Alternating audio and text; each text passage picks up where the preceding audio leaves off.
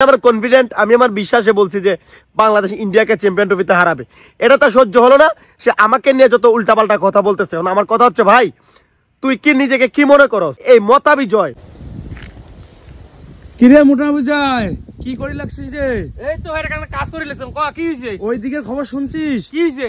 বাংলাদেশের ইমুননাক নাকি তোর সহ্য হয় না, তুই নাকি ইমুননাক নিয়ে উল্টে পাল্টা ভিডিও বানাস। ও ওই শালা আরো এই কথা কইছিস না?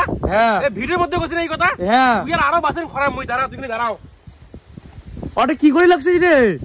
এই দেখ, বোতল হলো সরষের তেল, আর এই যে বাঁশ মানে বাম্বু, এই বাঁশ সরষের তেল মাখিয়ে ডিম মদি করে দিছি ঠিক মতো, মানে সারাসারি নাই।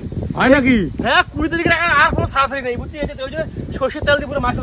আচ্ছা রে, একটা জিনিস কথা কই, এই সরষের তেল দিয়ে মালিশ করলে হবে না ওই আসলা ওই যেটা কাটি রাখছেন কালকে অনেকগুলো বাঁশ কাটি রাখছেন ওগুলো দিলে হবে? আরে সরষের তেলের থেকে নারকেল তেল হলে ভালো লেগে। না, মোটরতে সরষের তেলে আছে। ও ঠিক আছে, উঠে দিয়ে হবে। তা সরষের তেল কি দেওয়া খাবে না আসলাই দিন? আরে আসলাই দে না, এটা দর্শকের উপর ছাড়ি দেওয়া হোক।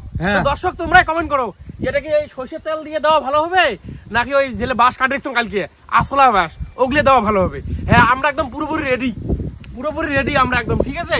একদম পুরোপুরি ভাবে আমরা একদম বাংলাদেশকে পুরো দিয়ে দেবো। বাংলাদেশকে আমি বললাম, দেশকে নিয়ে কিছু বলতে চাই না, কিন্তু এই বাংলাদেশের ইমন্যা পাগলা এবং হিরণ্যা পাগলা এই দুজনকে পুরো মালিশ করে দেবো একদম পুরো, মানে মোটামুটি। তো বন্ধুরা, ভিডিওটা সবাই শেয়ার করবে। আর একটা কথা, আমি চ্যালেঞ্জ নিয়ে নিলাম। হ্যাঁ, আমি গতকালকের ম্যাচে একটা চ্যালেঞ্জ নিয়ে নিলাম গতকালকের দিনে, আর এখনো পর্যন্ত ইমন্যা পাগলা ভয়ে এখনো চ্যালেঞ্জ করে নাই। আর ওই দেখি মানে ভিডিওতে মানে ডবল শুরু করে দিয়েছে। ওই শুধু ভিডিওতে বুলবুলি করে লাভ আছে? আরো অনেক দেরি গেছে খেলা ভাই, 20 তারিখ আর মাত্র 3 দিন, আজকে 17, আর 3 দিনের ভিতরে ভাই জাঁকজমক শুরু হতে চলেছে Bangladesh versus India champions trophy. পুরো লেভেলের খেলা হবে, পুরো লেভেলের। আর এই খেলা নিয়ে আমাকে চ্যালেঞ্জ করে দিল, অবশ্য আমি সেই চ্যালেঞ্জ অ্যাকসেপ্ট করে নিলাম, কিন্তু বাংলাদেশের তো কোনো খবর নাই। ও মালটা করে ঢুকেছে এন্দুরের গর্ত টানি বীর করি যেন সকাল। হ্যাঁ, ভিডিওটা সবাই শেয়ার করে দাও, ওই যে গর্ত থেকে লুকুক না কেন ওকেও চ্যালেঞ্জ নিতে বলো।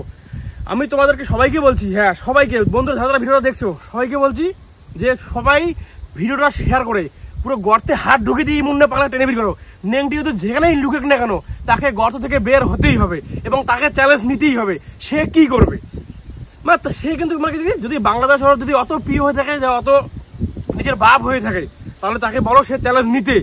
কারণ আমি চাই না, আমি চাই সে বাংলাদেশের হয়ে চ্যালেঞ্জ নেব, চাই না যে অন্য কোনো দেশের হয়ে চ্যালেঞ্জ নেব। কারণ তার তো অভ্যেস আছে যে অস্ট্রেলিয়ার হয়ে চ্যালেঞ্জ নেওয়া, নিউজিল্যান্ডের হয়ে চ্যালেঞ্জ নেওয়া, তারপরে ইংল্যান্ডের হয়ে চ্যালেঞ্জ নেওয়া, এই অভ্যেসটা আছে। কিন্তু অথচ কিন্তু সে নিজের বাংলাদেশের, নিজের যে বাংলাদেশ, নিজের যে বাবা, তাকে নিয়ে কিন্তু সে চ্যালেঞ্জ করতে পারে না।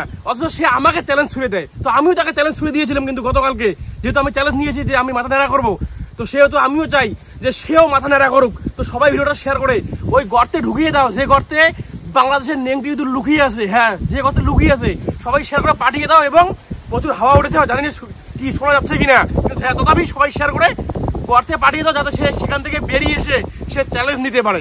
সে নিজের দেশের চ্যালেঞ্জ নিক, যেহেতু আমি চ্যালেঞ্জ নিয়েছি আমাদের ভারতের হয়ে চ্যালেঞ্জ দিতে। তো বন্ধুরা, সবাই শুধু ভিডিও দেখে চলে যাও, সবাই ফলো করো, সবাই বলছি সবাই ফলো শেয়ার করে দাও। কারণ এই 2025 চ্যাম্পিয়ন্স ট্রফি নিয়ে এই 20 তারিখ পুরো দিন ধারা একটা বম ফাটা ভিডিও আসতে চলেছে, কোনো লেভেল। সবাই ঠিক আছে, সবাই ফলো করো।